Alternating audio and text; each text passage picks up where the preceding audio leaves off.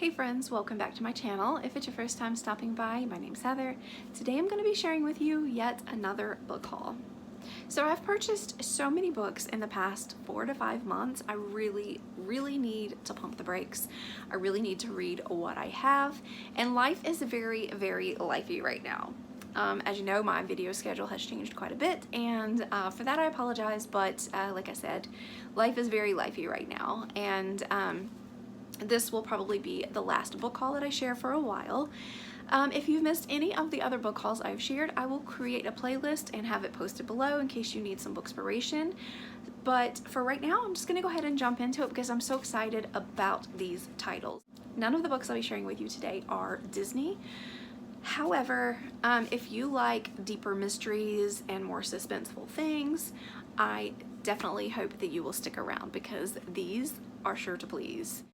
The very first one I'm going to share with you is not all that heavy. It is actually a prequel to The Hunger Games, and I have not read this one yet. I loved The Hunger Games. I loved the books and I loved the movies. But this is The Ballad of Songbirds and Snakes, and I really love this cover. I think it is done so well and just keeping along with the Hunger Games theme. From what I've read on the inside, this actually follows Snow when he participated in the Hunger Games, if I'm not mistaken. I could be totally wrong about that, but the back of it says, ambition will fuel him, competition will drive him, but power has its price. So I'm super excited to jump into this. If you love the Hunger Games and you've read this, please let me know your thoughts on this. I would love to discuss that with you guys in the comments below. The next 3 books I'm going to share with you are recommendations through Mina, who used to be the other half of the Disney Damsels. She has her own channel now, and I have been following it from day one. I'm so excited for her. I'm so happy for her. I also follow her on Instagram, and she takes the most stunning bookstagram photos and things like that. Like, she's just amazing. So if you love books, if you like mystery books, if you like very suspenseful books, she shares a lot on her channel and on her Instagram page, and she also does these really amazing book vlogs that she shares as she's reading the books and shares throughout her day as well. So if you love that kind of thing, I'm gonna link her Instagram and her YouTube channel below, because I bought all 3 of these books because she inspired me and her passion for these books. So the very first one is one I've actually just started reading, and it is Stranger in the Lake by Kimberly Bell. And it says, in her small town, she knows everybody's name, but not their secrets. When Charlotte married the wealthy widower Paul, it caused a ripple of gossip in their small lakeside town. They have a charmed life together, despite the cruel whispers about her humble past and his first marriage. But everything unravels when she discovers a young woman's body, English Heather, floating exactly where Paul's first wife tragically drowned. At first, it seems like a horrific coincidence, but the stranger in the lake is no stranger. Charlotte saw Paul talking to her the day before, even though Paul tells the police he's never met the woman. His lie exposes cracks in their fragile new marriage. As Charlotte uncovers a dark mystery about her husband, she doesn't know what to trust: her heart, which knows Paul to be a good man, or her growing suspicion that he's hiding something in the water. Literally the first few pages of this had me hooked, and I'm really only on page 16. And I have a 4 to 6 chapter rule where if I can't make it past those chapters, I toss the book. This one, I already know I want to read the book. So that is a really good thing when that happens. So I'm excited to see how this story ends. And again, I do know Mina posted already. By the time you guys are seeing this, it's probably been a while now, but she did post her review of this book on her YouTube channel. So definitely go check that out if you want to learn more about this book. The next book is The Sundown Motel by Simone St. James, and I really love the cover of this book. Doesn't that look just awesome? I really like it. I like it. I used to be very much into horror movies, and there was just something about scary movies and hotels that were just so creepy, you know, because somebody was always watching you. And anytime after I watched all of those, I'm always scared to stay in a hotel because I'm like, oh my gosh, are there hidden cameras in here? Even like when I stop and I'm traveling and I go in like these restrooms and things, I'm like, I know there's cameras in here somewhere. Somebody creepy is watching. But because of that, I wanted to read this. And again, Mina's got such a fire for books that Like, she's gonna suck you in and you're gonna be buying books, so just be warned. The inside cover also has the Sundown Motel logo in there. I just thought that was really cool.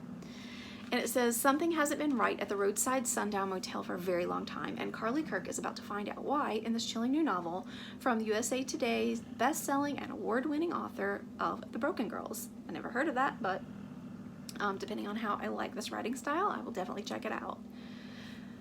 Upstate New York, 1982. Viv Delaney wants to move to New York City and to help pay for it, she takes a job as a night clerk at the Sundown Motel in Fell, North Mercy.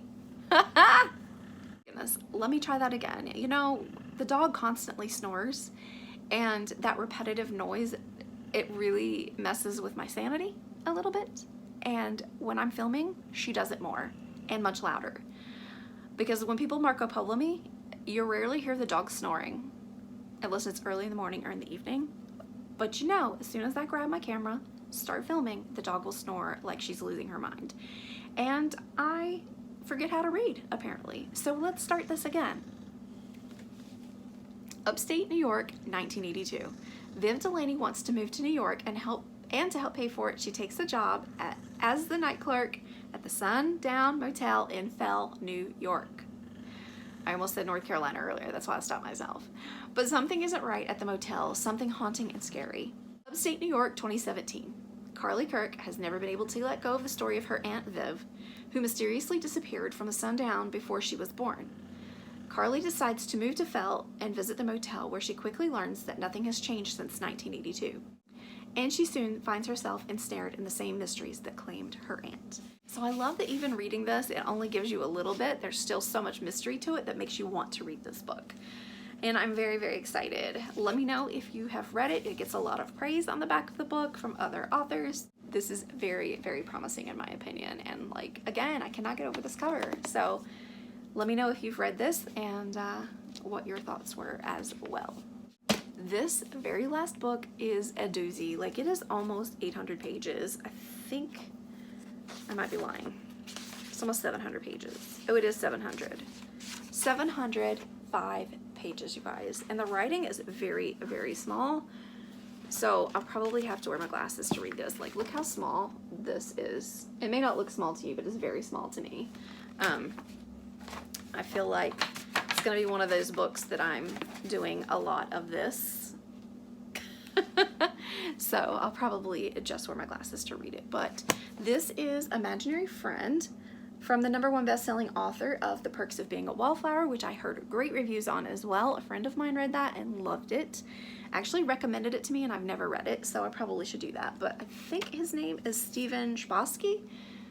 Ooh, I probably really ruined that, so I'm very sorry if I ruined that name. But anyway, there is the author. So, okay. Christopher is 7 years old. Christopher is the new kid in town. Christopher has an imaginary friend. We can swallow our fear or let our fear swallow us. I thought that was a really amazing statement as well. Single mother Kate Reese is on the run, determined to improve life for herself and her son Christopher. She flees from an abusive relationship in the middle of the night with her child. Together they find themselves drawn to the tight-knit community of Mill Grove, Pennsylvania. It's as far off the beaten track as they can get, just one highway in and one highway out. At first, it seems like the perfect place to finally settle down. Then Christopher vanishes. For 6 long days, no one can find him, until Christopher emerges from the woods at the edge of town unharmed, but not unchanged. He returns with a voice in his head that only he can hear, with a mission only he can complete. Build a treehouse in the woods by Christmas, or his mother and everyone in the town will never be the same again. 20 years ago, Stephen Chbosky, The Perks of Being a Wallflower made readers everywhere feel infinite. Now, he's returned with an epic work of literary horror years in the making, whose grand scale and rich emotion redefine the genre. Read it with the lights on. This book might be put off until the fall, especially since it's such a heavy read. It looks like it's going to take me forever today. So I may read this more in the fall. That's it for this book haul. That's all 4 books. If you guys are not yet following me on Instagram, go ahead and follow me over there. I talk about everything. I pretty much share my entire life on my Instagram page. It's not just YouTube channel based. I just share me. And so if you are interested in coming over there and talking books or anything else, I'm happy to chat with you over there. So again, thank you guys so much for watching, and I hope that you enjoyed this video. Make sure to like this and subscribe if you haven't already, and I will talk to you guys next time. Bye!